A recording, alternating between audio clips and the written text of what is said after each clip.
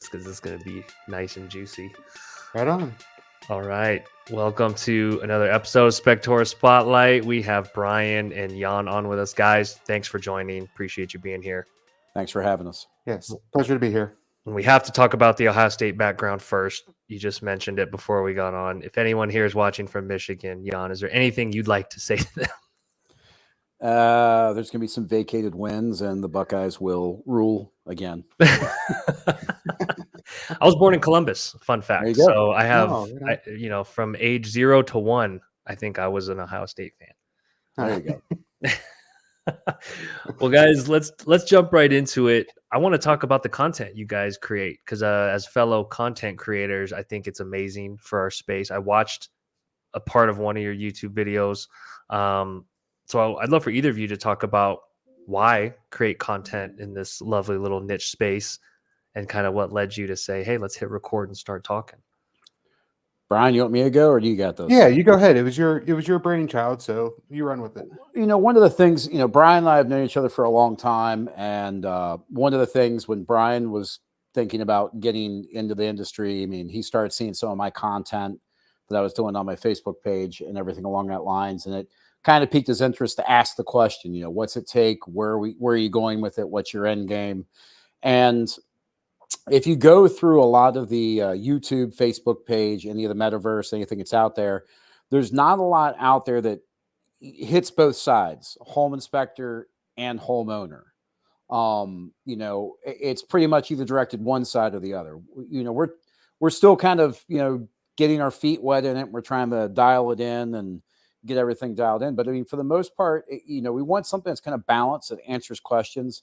I tend to sometimes, Brian has to remind me to stop using technical terms sometimes because the common person doesn't know what DWV is or anything like that. But, I tend to look at it like, it's an education. In the home inspection industry, one of the things that we're doing is we're educating the homeowner about the purchase of their home and, things along that lines. And I think anything that can direct them into an education of choosing the right inspector, making sure that the inspection reports are solid, being comfortable with them, and also knowing what somebody's talking about in a report, and also trying to relay to them that, just because your inspection report is anywhere between 40 and 80 pages doesn't mean that it's bad. It just means that they did a thorough job, and not to get overwhelmed, bite-sized pieces, essentially. So this is kind of giving them bite-sized pieces of information before they start the inspection. And for the common inspector, it lets them see what two guys talk about on a daily basis. Brian and I talk to each other pretty much every day throughout the inspection day. I love that. So Brian, how has the foray into content creation and recording gone for you? I think it's been great. Yon keeps turning my volume down, so I don't think he likes to hear what I want to say. It's not me. But we're figuring it out. We've let a few of those episodes just roll out there. Yeah. And what's great, or why I like doing it, is Yon and I have very different approaches to what we're doing. We're looking at very different properties, and then we come from two backgrounds of how to talk about it. So the big thing that got me into home inspection was being a director of maintenance and repair for a large developer. So I'm always about the solution. So I would say, like, my chats to homeowners, it's a solution. There's the defects. There's these things that could be majorly wrong with the home, but I'm not scared of what I'm going to see. I was scared walking through buildings that caught fire that had been vacant for 7 years without a roof. Having some foundation issues, structural issues, like, they're big deals, but my approach to handling it is very much so, how do we get it fixed? And Jan's dealing from the new construction, where he's like, I need you to fix it now before the drywall goes up. And so I don't think that, two inspectors, one in South Carolina and one in Ohio, to have chats daily about what they face, but then share with it. How do we educate our buyers? How do we talk to realtors about it? How do we create a better voice for ourselves? And to not be argumentative while we're talking, which is great too. I love so much about this because as much as technology and social media has advanced the content creation in our industry, it's still taking little steps up. Incrementally, there's a couple people doing it, but not enough to serve what I think are, is like a very big gap of information for homeowners. And I know agents appreciate it. Have you guys gotten, any feedback, whether it be from inspectors, agents, buyers on some of the content? Best feedback I've gotten is fix Brian's volume. Yeah, audio technical and turn mine down. But the feedback I've gotten from the people that I've spoken to is, as Brian says, I deal a lot with construction. We offer a process that's very unique. We're basically involved with the home buyer from form boards all the way through to the 11-month warranty, where we pretty much monitor the build. We're basically a glorified home inspector project manager for them. Mm-hmm. But the feedback I've gotten from my clients in construction is it gives them a better idea of what we're doing on his side with historical homes and on my side with the construction. But a couple people said they find it entertaining in the sense that they didn't realize how much we looked at. That's kind of the feedback I'm getting from the home buyers. They don't realize how in depth it is. Yeah, and that's what I want to double click on for a minute, because I sit there and stare at the SOPs sometimes. I sit there and hear some inspectors say that's all they're going to do. And there's just such a gap with home buyers. Like, people still Google, I think it's a couple thousand times a month, can you pass a home inspection? What's the difference between an inspection and appraisal? And so, like, the education gap just drives me nuts. And it hasn't really, it's moved a little, but I've been tracking this for like 8 years now. It's still not where it needs to be. And so I just applaud you guys, first of all, and we'll put links in the description for everyone to check out what you guys are doing, of course. But how far do you think you can take this in terms of education and how to get it in front of more buyers? Because I think it's the most important thing we can do as an industry to communicate what it is you guys do. I mean, I'm trying to put things out. I try to communicate. I've got a Facebook page. I've got multiple Facebook pages for different phases in the area that I'm inspecting. I mean, I've got in the one community where I have about 400 construction inspections going right now, I've got 3 Facebook pages out there for specific groups for updates, and I post them to all of that. I mean, as far as it goes, I mean, Brian, what do you think? Sky's the limit. I mean, we can go as long as we want. Yeah. And, for me, what I like about it too is it's helping me create some of my content I'm posting on Facebook or Instagram. So I'm getting feedback for people like the maintenance tips, the seasonal stuff. So it's some of the basic, and I want to keep pushing that. So if I can push to people education about what to do with their home from a different point of view than what the realtor does, or before they get to the contractor, and hopefully even go into coaching how to work with vendors. How do you hire a vendor and go forward? I would really love to see people gravitating to that and really taking the home ownership and maintenance seriously for their home, like it's their car. Like, you got to bring it in for oil changes. You got to do these things for the home. So, and I'd love to see, you get 10 views on some stuff, you get 100 views, it's up and down. And so I think as we keep figuring out our voice and what we want to do, I think it should be a lot of fun to do, and hopefully more people listen to it. Absolutely. I want to get into the home consultant concept in a second, but were there any hesitations for either of you because the typical feedback I get from inspectors is, oh, I don't know if people really care about this, the self-doubt. Like, how did you guys get over that hump? Because we all face imposter syndrome in different ways in life, right? We all second guess ourselves. How did you guys specifically deal with that thing that blocks a lot of inspectors from hitting record? Well, I'll just, Jan, I don't want to cut you off if you're going to start here. I was going to let you go, then I go. You're fine. Jan came up with the idea, and my answer was yes, let's do it. And that's kind of the thing that I think is what's driving us to do it. We have no idea technically what we're doing, but he's like, hey, we could do this dynamic. I don't see this going on this way. Will you do it? And it's like, yes. So if we bring something to the table, it's similar to improv. The initial answer is always yes. And are we going to make mistakes, or am I going to misspeak as we do stuff? It's like, heck yeah. But, I have a speech impediment. I get words backwards, but I also tell this in my driveway speech to people. Hey, if you don't hear me say something right, ask the question. So if I can get a voice to talk to people, I'm going to do it. So it's pushing me out of my comfort zone. And then it's supporting Jan and his business too. So we have a different way of supporting each other in the content. If he gets 500 views through his site and I get 2, great. It doesn't bother me either way. So I mean, myself, I come from kind of a multifaceted background, which I don't even want to touch on, but I spent time in corporate America. I spent some time, customer facing. As far as the apprehension of doing it, you can't be afraid to take that leap. Being a small business owner, number one, you're having to take a leap on itself already.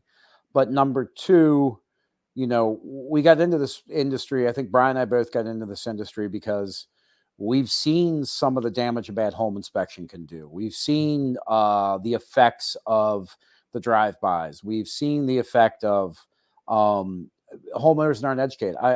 Perfect example, and I hate to bring it up, but perfect example is I had a homeowner that today asked the real estate agent to repair everything on the home inspection report. The real estate agent, can you talk to him? I said, I can't, but that sounds absolutely ludicrous. I can't believe he's asking for $25,000 in credit on, $5,000 of repairs. I was like, please have him call me. I can help him put together, because I'm taking a page out of Brian's. And I was like, I can help him come up with a home maintenance plan to basically give him a better idea of what he's looking at, without crossing that line.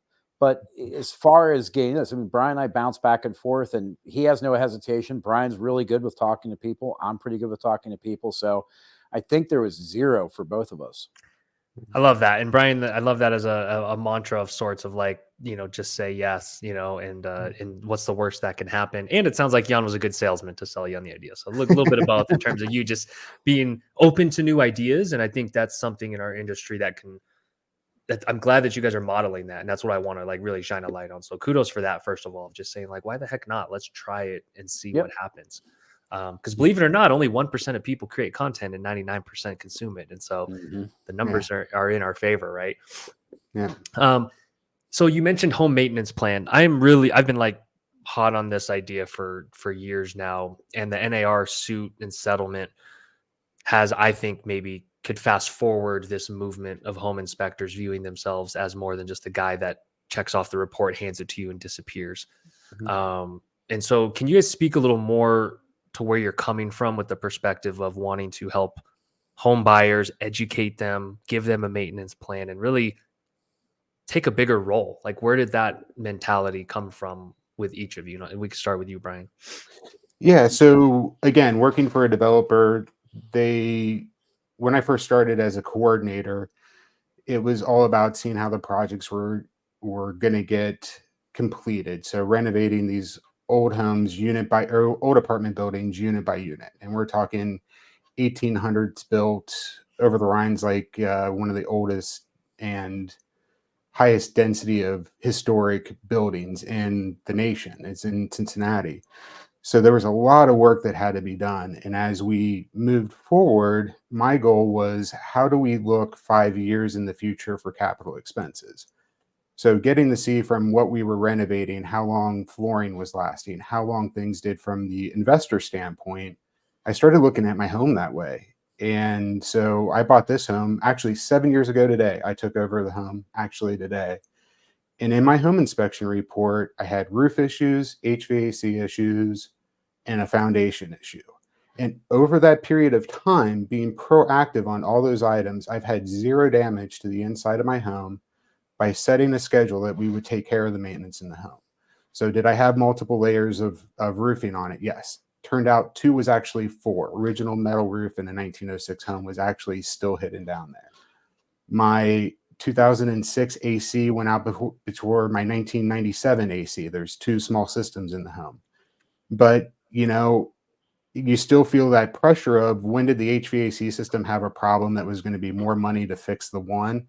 Oh, pretty much the day I opened the business. So it was like, oh, here, replace 2 systems. Here's 20,000. But we had 4 years to plan and think about that. And was it still a struggle for my wife and I to do this, especially new business and everything? Yes, but we didn't damage the home. We didn't have long periods of stuff that, we were proactive and it worked out.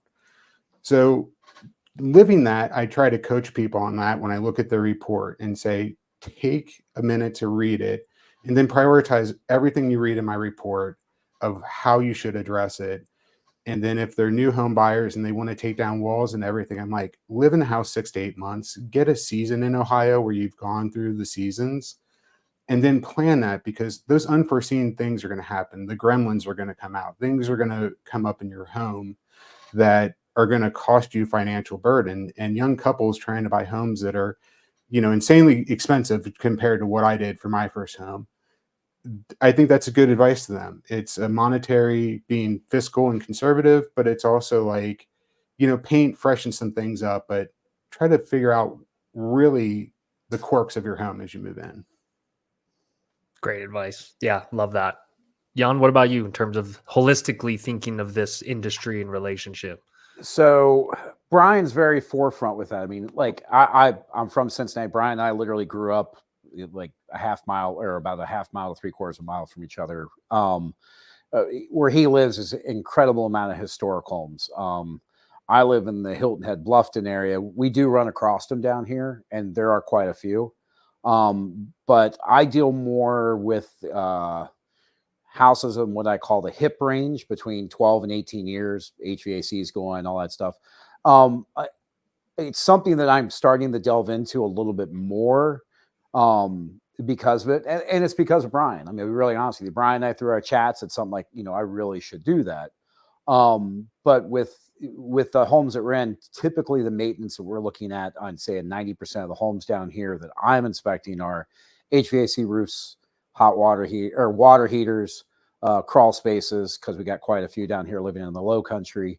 But the whole maintenance thing is something I'm really wrapping my arms about. In fact, I got to get with Brian and actually get his template so I can kind of cannibalize it a little bit and go from there. But I mean, again, that's one of the reasons why what we do on our content, we're showing two different polar sides of the industry. I do approximately about 600 new construction inspections a year. So the maintenance side of it is not something that's really hard. I'm more the construction side of it. Sure. Yeah, it's a different kind of approach, right? Or a different way to tee up the home buyer in that instance. So you mainly do new construction, not a ton of. I would say I probably do anywhere between, I mean, you could probably see it in my metrics. I probably do, right now I'm on track to do about 1,000 inspections this year. And because I'm going into my busy season, following my metrics year over year with my growth. I'd say 60% of my business is new construction. What I do is we involve our customers into a 3-phase process: pre-drywall, closing, and 11-month warranty. But I have a team, family oriented and employees, that I'm walking lots every week. My father-in-law is sending updates out every 10 business days to every client, which is right now currently over 250, with about another 100 on the back burner, just waiting to start. We use another third-party app called Builder Trend to use that. It's a project management app that's built for builders. So what I do is very inclusive into this one neighborhood of about 4,000 homes and another 3,600 slated to start. When COVID hit, I saw the whole thing of like, great, real estate's booming, but it's eventually you get this boom and it's going to collapse. I want to make sure that I have enough revenue to keep going. I don't know a lot of home inspectors that can walk into a year on January 1st and have $250,000 in business on the books. I did.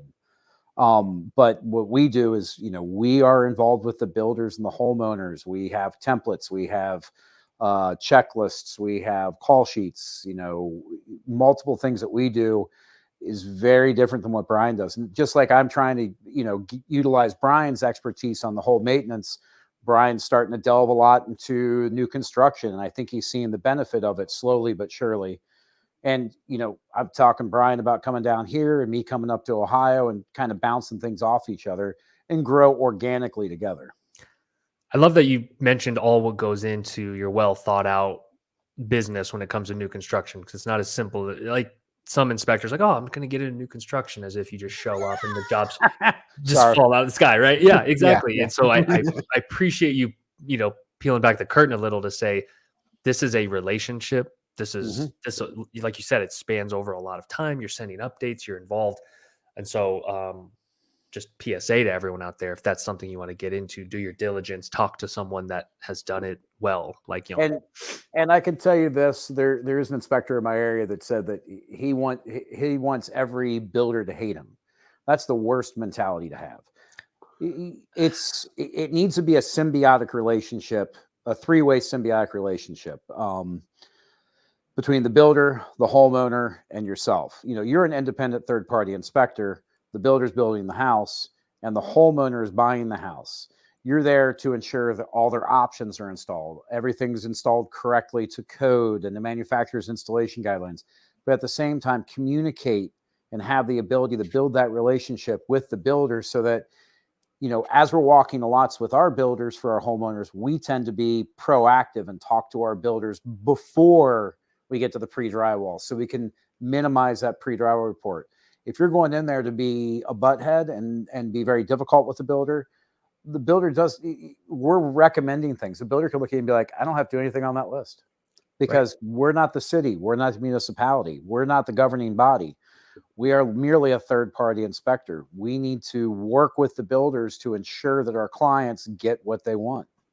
That's beautifully said, because I think the perception of home inspectors as an industry can continue to elevate. And I think the way you're approaching this only helps that. And Brian, the same goes for the agent inspector relationship, right? It's like some guys pride themselves on being deal killers or agents not liking what they're doing. And then they seem to get even more alarmist. And I think that doesn't do anyone any favors in our industry because we need to collaborate, right?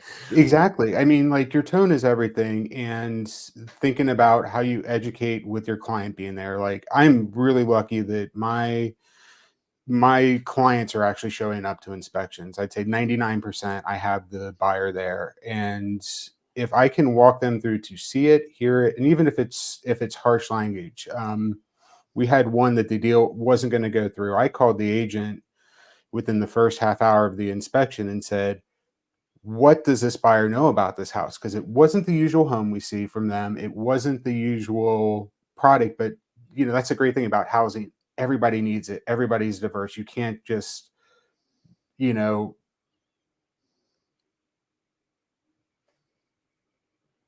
some stuff. I just want to know what the client knows. What did you guys see? And she's like, oh my God, this has been a heck of a deal. This has been super hard, super challenging. And I'm like, okay. She's like, please use the firm language so that if we need to negotiate, she's like, it's going to be hard. And this buyer was running out of time on like a first time buyer program with low down payment. And this is like a social worker, like everything you wanted to have done, like go right. And it didn't go through. And it's part of it was they couldn't work out. Next thing you know, a week or so later, I'm getting a call back to do a second inspection for the person, and we found the right home. So really educating her on that home of what she was seeing, the strong language helped her understand. She was ready for the next inspection. But, we really had to have that communication of, hey, what do you guys already know? And then this is how it's going to come across. And it wasn't me being scared to put anything in. It's what I see and how I say it. And hopefully that the agents that are reading it and they're hearing it from me, both the client and they're hearing it from the agents, you understand what they're buying. They're doing the risk assessment. And yeah, and that was a personalized approach, right? And I think you can't treat every client the same. I love that. Yeah. Jan, you talked about the 11-month warranty inspection. How do you think about creating clients for life as you start thinking of like, hey, how do I further the relationship? How do we talk about home maintenance? Because while you're right in that a new build won't have immediate things failing, hopefully, but do you see some of those relationships lasting, or do you think there's a market for recurring maintenance inspections? Like, what's your 24-month check-in look like? Absolutely. So with my process, we wrap it all into one piece. Mm-hmm. So when you book with me through my process, which is the phase inspection process that we offer, all three of those units are included in the one price. Mm-hmm. For me, it's a way of me capturing all three of their inspections. It makes it so that they have the same set of eyes on throughout the build. And it makes it so that it's not really an option to get an 11-month warranty. When you wrap it up in the phase inspection process, it makes it so that, number one, I've ensured that I've got 3 inspections off of one client. Number two, the client is getting, we contact them at 10 months to ensure that we come out and do the 11-month warranty, but we still find things. I mean, I tell everybody all the time, I can't tell a builder 3 things: how to build, can't tell them how quickly to build, and can't make design or structural changes. But what I can do is make suggestions and work on your behalf. I'm going to talk to them about everything that's going on. When we get to that 11-month warranty, I've done the final inspection on the house. I've walked the house 2 days before closing. There still aren't items fixed. Well, the builder says, you know, their warranty department's going to get to it in the next month or so, or the next 2 months. Paint touch-ups, you know, HVAC grommet meshing, you know, little things that are here and there. We get that 11-month warranty. It's still there. So that gives us documentation from beginning to end that this was here before they took, but at the pre-drywall, before they took possession of the home, and at the end. It gives that client a peace of mind throughout. Now, me pushing the service as a solo, honestly, a lot of the realtors I deal with down here, and, you know, for me, a lot of, you know, I'd say 60% of 70% of my business comes through word of mouth social media down here. It really has grown. I mean, outside of the phase inspections, I'm doing probably 10 to 20 warranty inspections a month.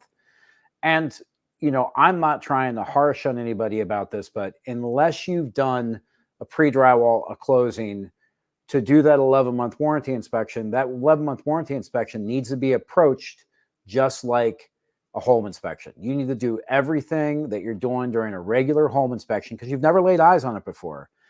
And my personal opinion is you do not discount that inspection. That inspection is still a home inspection.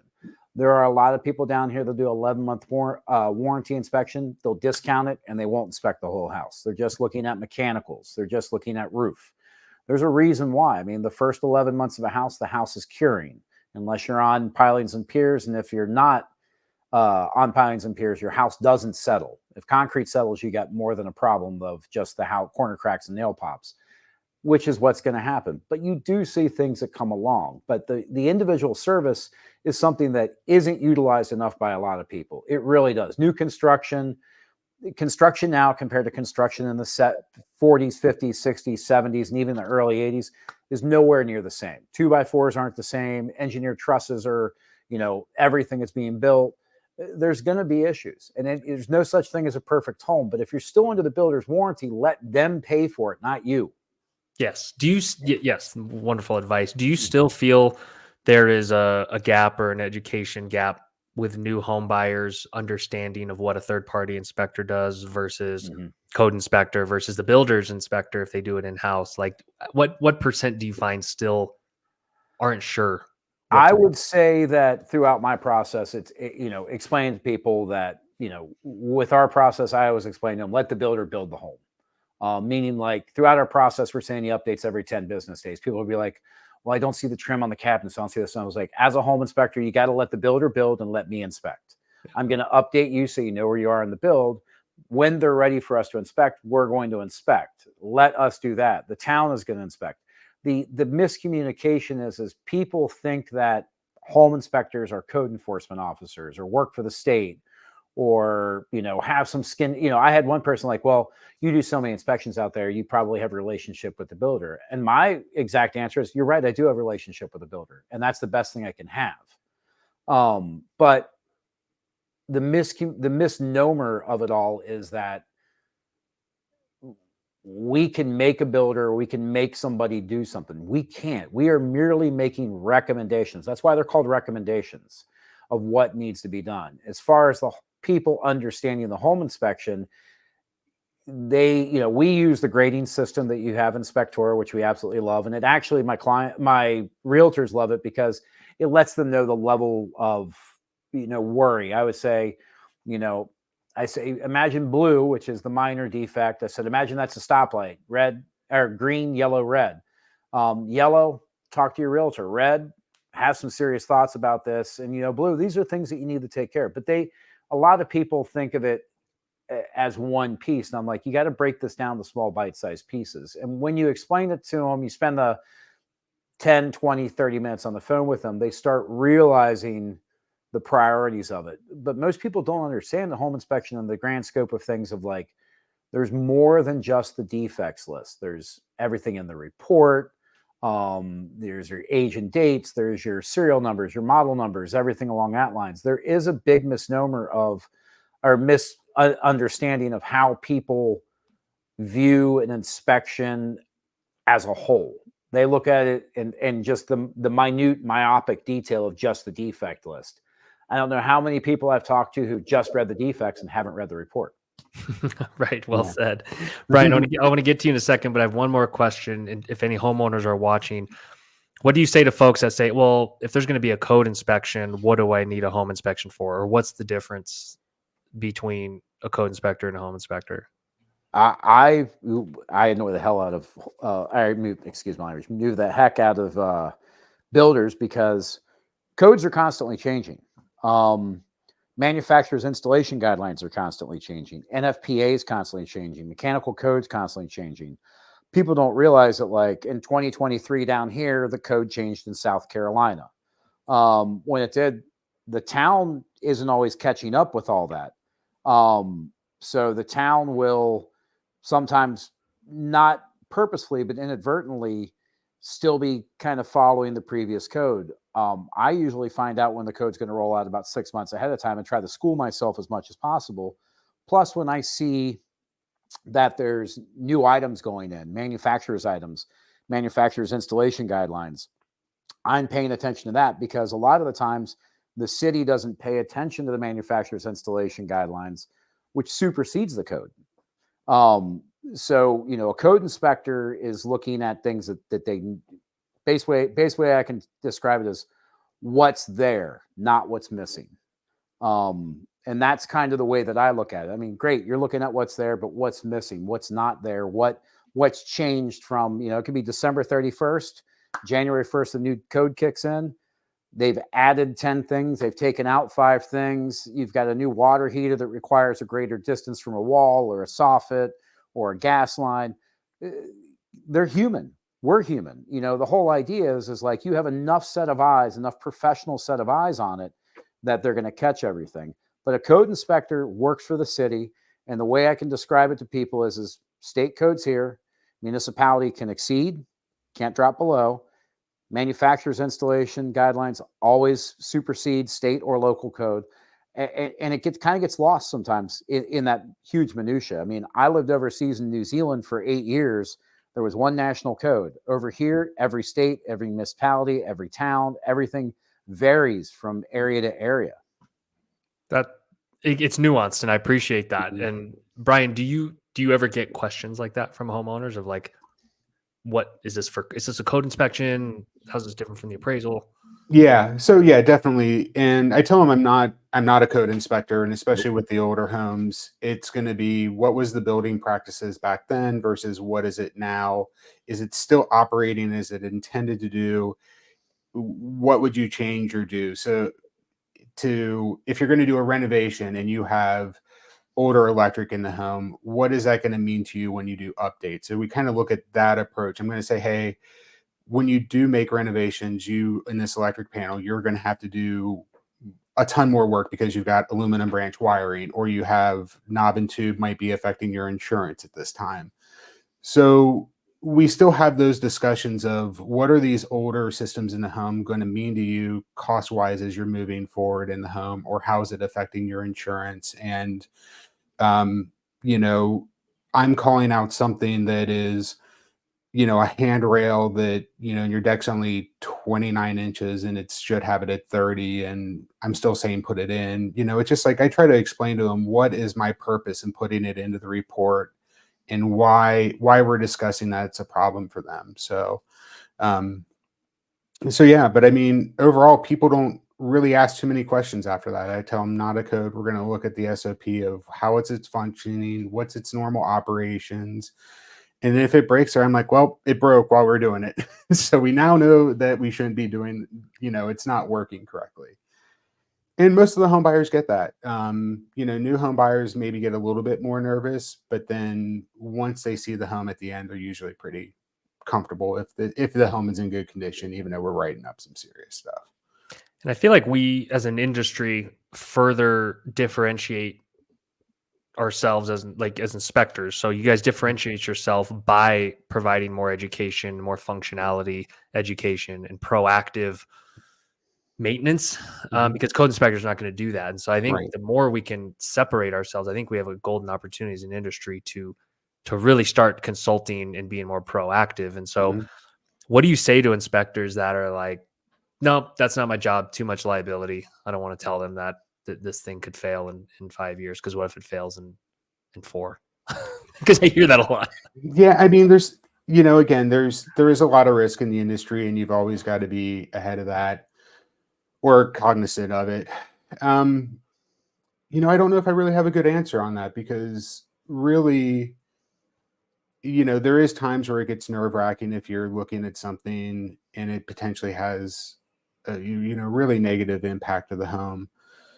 But if I'm doing my due diligence and I'm taking my time on how I'm doing the report, I've really structured my business that I don't care to do 3 inspections a day. I know where I need to cut myself off in the work I'm doing. I know how many I want to do during the week, and I set that I have enough time to do my report, research what I'm doing. I have Yon as a sounding board, which is great because I learn from him so much on the new stuff, and it helps me tie it into my old stuff. They're different, but they're the same. So we can still tie into each other's business and be thoughtful and learning. So if I'm doing all the education background that I can and learning as much as I can, being conscious, being thoughtful in what I write, and creating my own report, my own identity, and sticking to an SOP, like sticking to what needs to be said, then going forward, if there's an issue with that client, I've done everything I can do. I've done the best job possible for them. That's why they're hiring Workflow Home. I've done my whole processes. That's the whole part of Workflow, is a systematic approach to what I'm doing. And if I check off all those things, man, I'm good with it. If I make, let's get the insurance guy out, let's figure it out. But, knock on wood, that's not the way it works out 90% of the time. You're doing your due diligence in the home, you're doing your SOP, and if you just step it up a little bit or put in a little blurb of, this is information for the buyer that we discussed on site that really doesn't fit into the report anywhere, but here, I want you to remember this. It's a great thing about Spectora. I just add the recommendation. I do it, in a voice reading. It's in the report, edit it when I get home, and I feel comfortable with it. Yeah. I mean, somebody saying like, I don't want to get involved.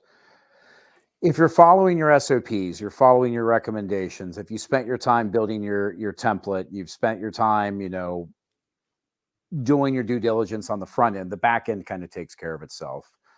Going back to like kind of the code question, like I look at code, I don't quote code. I'm not a code enforcement officer. That's not my job, but I'm going to word the defect to fit what's wrong with it. So, doing the bare minimum, which I think is kind of the root of the question, isn't going to benefit you long-term financially, long-term business sustainability.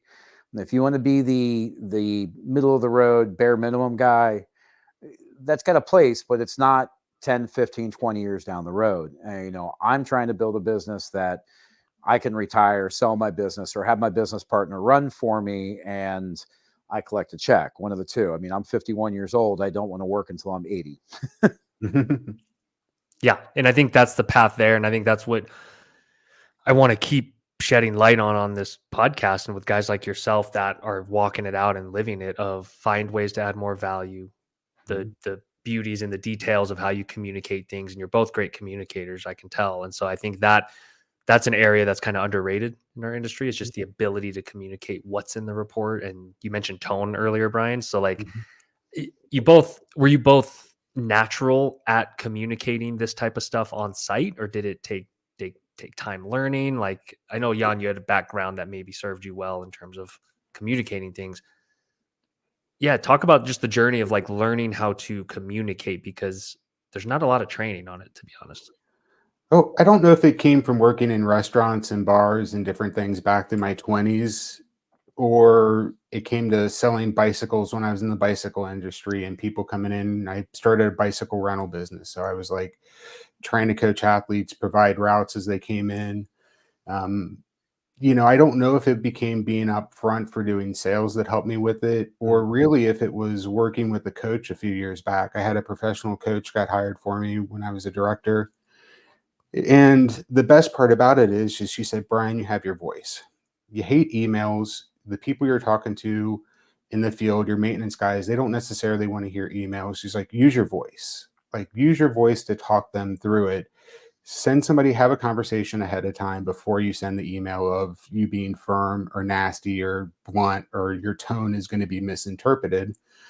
So she really challenged me to go out there and just make that call and say, hey, this is what I want to talk to you about. Let's be upfront about the conversation and and be honest about it. So get to the truth, get to the conversation. Don't try to smooth it over. If you've got to tell somebody they've got to spend $20,000 in their investment property and they've already sunk 60,000 into it, it's another conversation. They're not upset. And I couldn't run for those.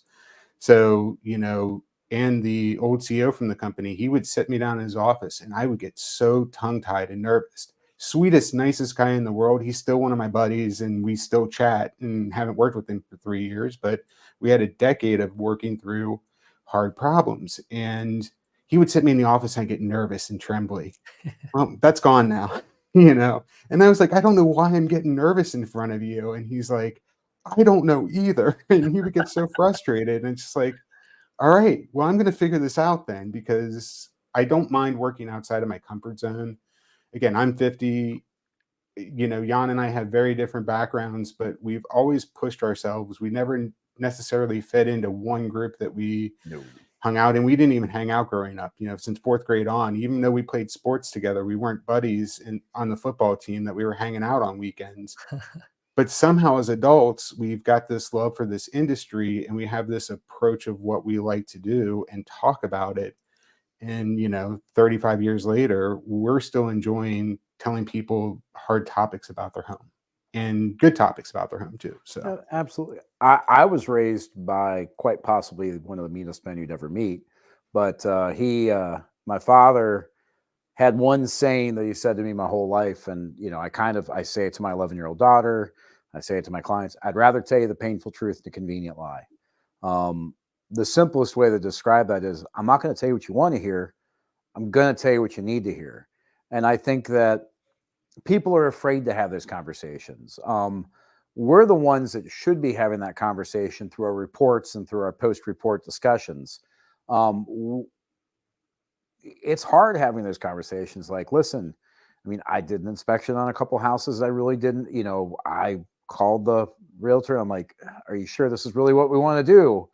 But, having that painful conversation, actually I find that, and I think Brian can agree with this, that people appreciate the transparency of the painful conversations more than, the publishing of the report and the hiding behind the report. Like, there's a lot of inspectors that'll publish a bad report, not a bad report, but a bad result of a report, and then avoid the phone call.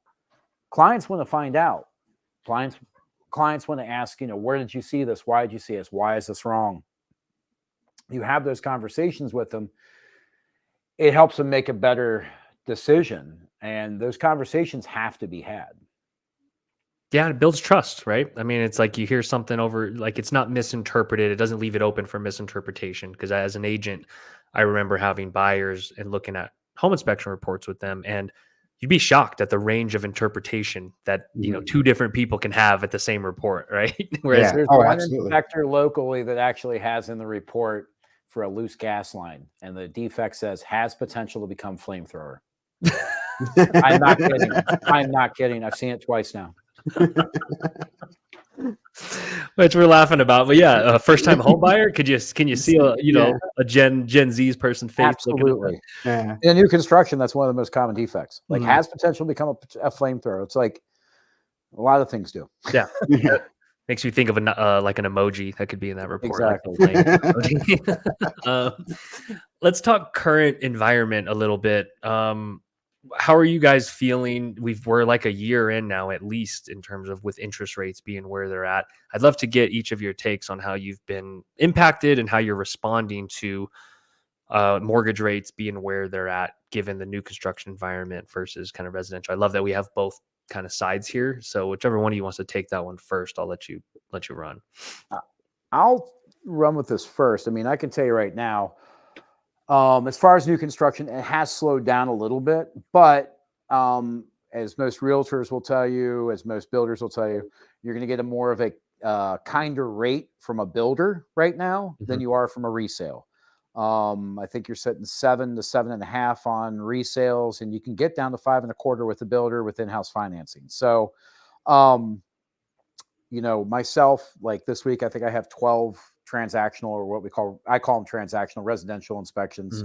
But this time of year we pick up, but I would say that transactionals kind of slowed down a little bit.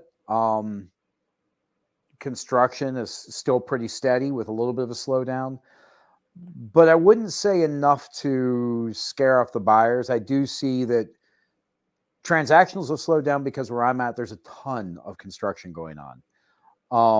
But that's a good thing. That means people are moving out of residential homes, moving into new construction. They're selling their house, making a profit, still getting a low interest rate compared to what's out there right now. And then you've got first-time home buyers buying those houses, paying a higher interest rate. You're seeing that cyclical, how the market is becoming cyclical. It's a constant turnover.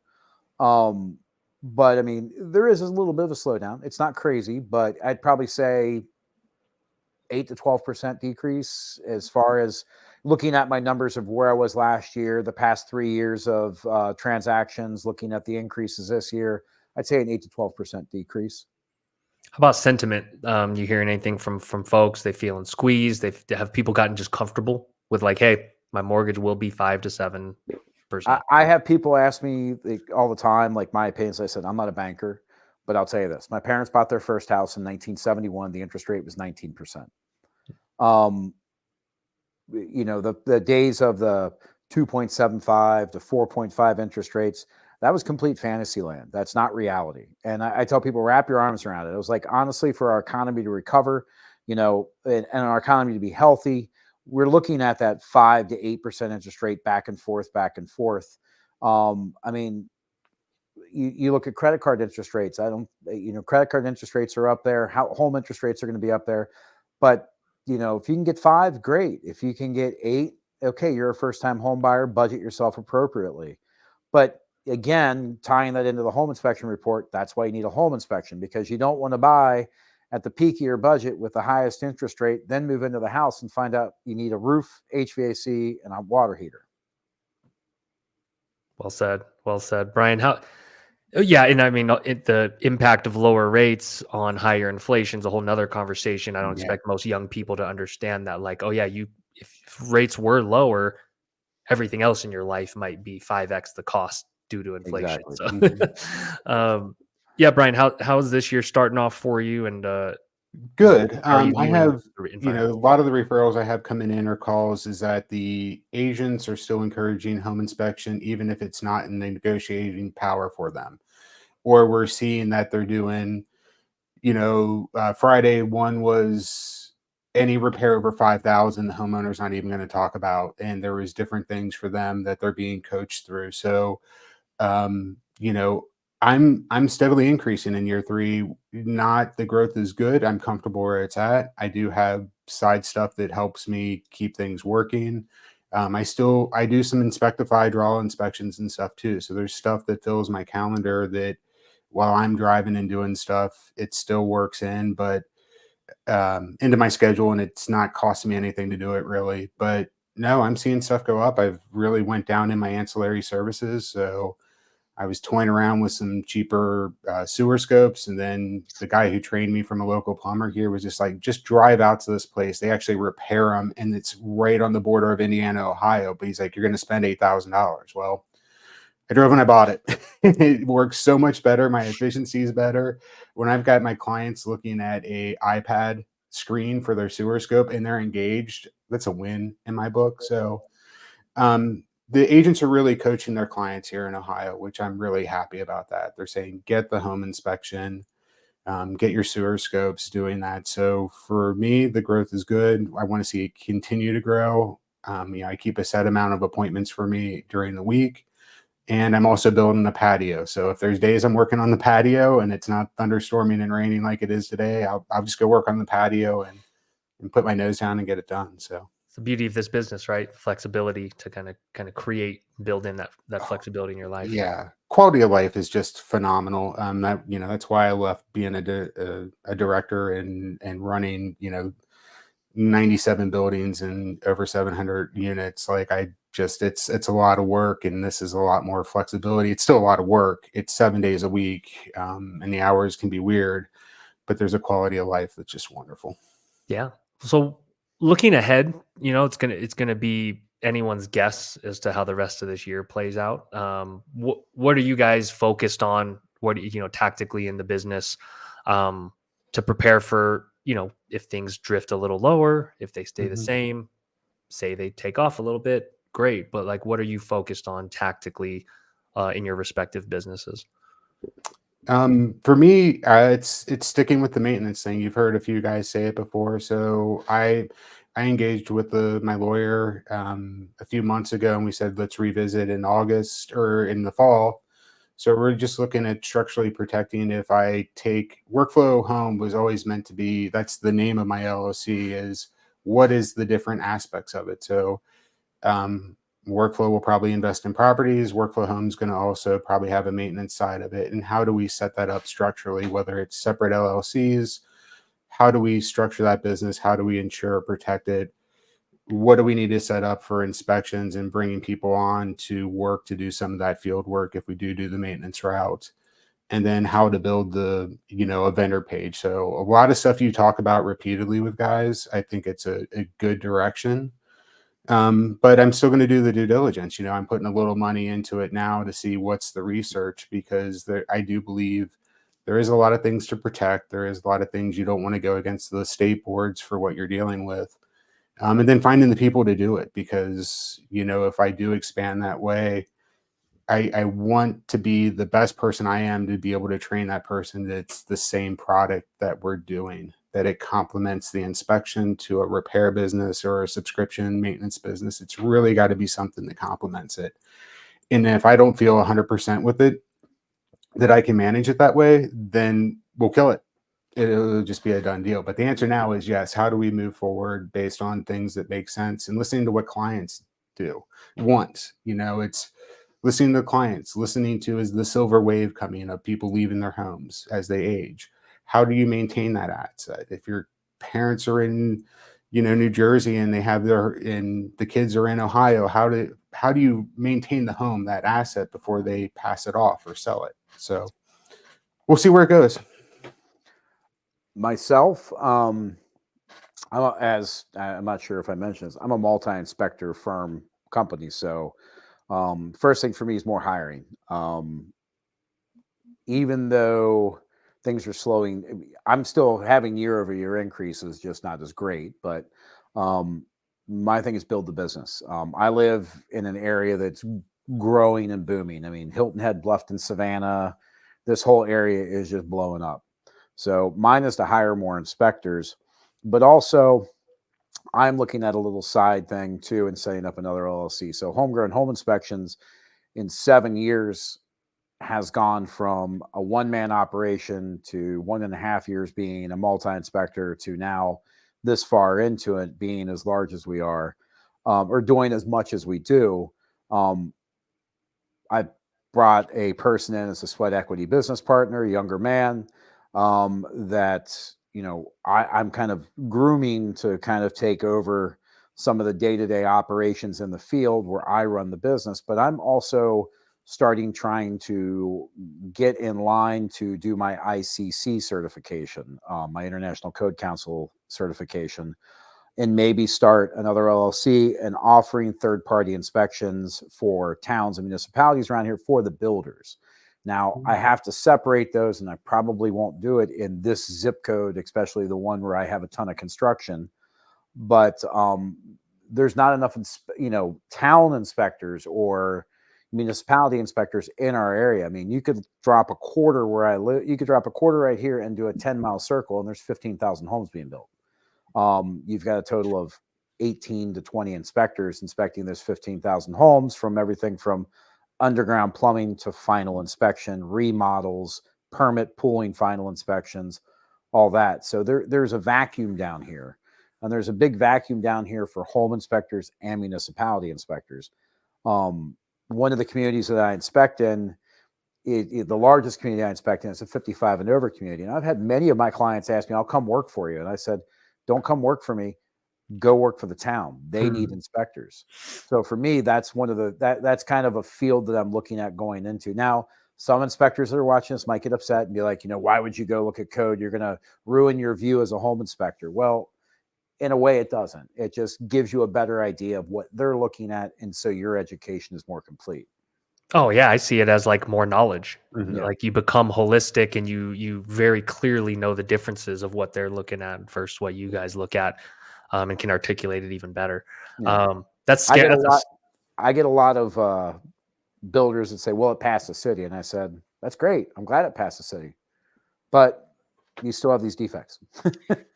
Yeah, I mean, that's like one thing that always stuck out in my mind was like code felt like the bare minimum for the house to be viable in the city's eyes, not like as me, a human wanting a fully functional home that makes me feel comfortable in it. And that's like some of how I view the difference of like home inspector versus code inspector. That's a shockingly low amount of code inspectors. I have to imagine the quality of the inspections could degrade if there's not enough people to do.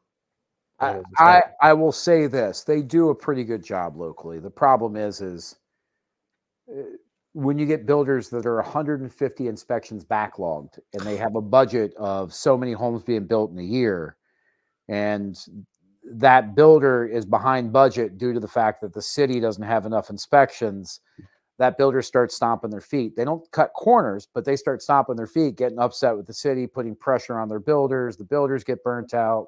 So it's, it has to do with living in the South, nothing against the South, but, it's one of those things that isn't really focused on. I mean, they don't think, hey, we've got one of the largest growing areas in South Carolina, but we don't have the infrastructure such as code inspectors, town employees to handle the growth that's needed in this area. Do code inspections pay similar to home inspections? No. It's, the price that's one of the things that I think is going to be the pitfall for me, because again, I tell people I'm not the cheapest and neither am I going to strive it. And I don't believe in the whole thing of you get what you pay for or anything like that. You're paying me for my professionalism and what I do. And it'll be the same thing going forward. If I get my ICC license and certification and everything like that to do town inspections, it will be, I'm not going to be cheap, and it's not going to be everybody that uses me. And that's fine. I'd rather be more expensive and have better quality work than be less expensive and have less quality work. Does that make sense? Well said. Yeah, very well said. We'll get you guys out of here in a minute. Really appreciate it. This has been a ton of knowledge. You guys are amazingly knowledgeable and great at communicating. So I'll be definitely staying in touch with your content, keeping up with it. What's something you guys want to see change in the industry or at Spectora in terms of software? So I'm putting you on the spot here a little bit. So like, but something that you've talked about either on your content or something you, for the good of the industry, would like to see evolve or continue to improve or stop. Just what comes to top of mind. Brian, go ahead, because we talked about it last episode. I don't even remember. I couldn't hear what I was saying. Sharing templates over and over again. Oh yeah. I think the one thing I would encourage, like say to encourage a new inspector or somebody getting into the industry is, and everybody learns differently, but I think the thing for me is creating your own template, reviewing it to the SOPs for your state, and looking at your reports and how you write it, and spending time in setting up your infrastructure to reflect everything that you do in your business. So if you're going to create content like, labeling the episodes consistently and how we do our podcast, or if you're going to write your defect, how does that look in your template and report that you're setting it up for the field to work best for you? So for me, there's always a key word like shingles and loose. Writing that yourself and figuring out the defects that you see, and it takes a lot of time. 3 years in, I'm still manipulating that, and then looking at your final report. And this is great in Spectora, but you can overwrite your comment. So if I have like eaves, fascia, and soffits as a comment, and then the next thing starts eaves, fascia and soffits, materials, editing that down just to say materials in that second section. Like, how does your report present? Because you're going to get better with the understanding your defects, seeing them, calling them out, but it's also going to look better to your clients. It's going to be easier for people to read. And you got to spend, like you did all the education, focus on your report being the education you received and how you build it. So, and that's off my soapbox. So. Love it. Love it. No, I love the easy to read phrase that jumps out to me is like thinking of the end user consuming your report and reading it. Mm-hmm. Will it be easy for them? Yeah. And use the technical language. Just look at how it is. Somebody just going to sit there and be like, oh, there's just so much content. But if you look at how Spectora is set up and if you manipulate the headlines and what you're doing for your next one, it might not look good on the report editor, but in your final product, it looks so much better. And I keep tweaking that. And I said, you know, I used the Eves example because I found that I had forgotten to edit that one, or if I'm consistently using an and sign. But I just think that presentation of your report and figuring it out, it looks better, it looks more professional to the client, and you'll be speaking that same language, especially if you write those defects yourself. So awesome. One of the things that I think I would like to see improve in the industry, and again, it's not me being on a soapbox, it's not me raising heck about it, is the race to the bottom. And I hate to say it, and I think if anybody that's worked in the industry for a while understands what I mean by the race to the bottom. I value my time. Brian values his time. If you're having trouble getting business, and this has to do with industry, if you have trouble getting business, maybe it's not the inspection report that's costing you business. Work on who you are and the business you're presenting. Your value of dollar needs to be worth your time. We all have a dollar value. Whatever that dollar value is, you need to come up with. But racing to the bottom on prices is not benefiting the industry as a whole. That's a great place to leave it. Should be a race to the top, a race to adding more value. We'll Yep. we'll rebrand it. We'll start a hashtag between all of our content. All right, we'll start this campaign, guys. This is awesome. Thank you so much for joining. Let's do it again sometime. Absolutely. Thanks, Kevin. Appreciate right, it. Talk soon. Yep.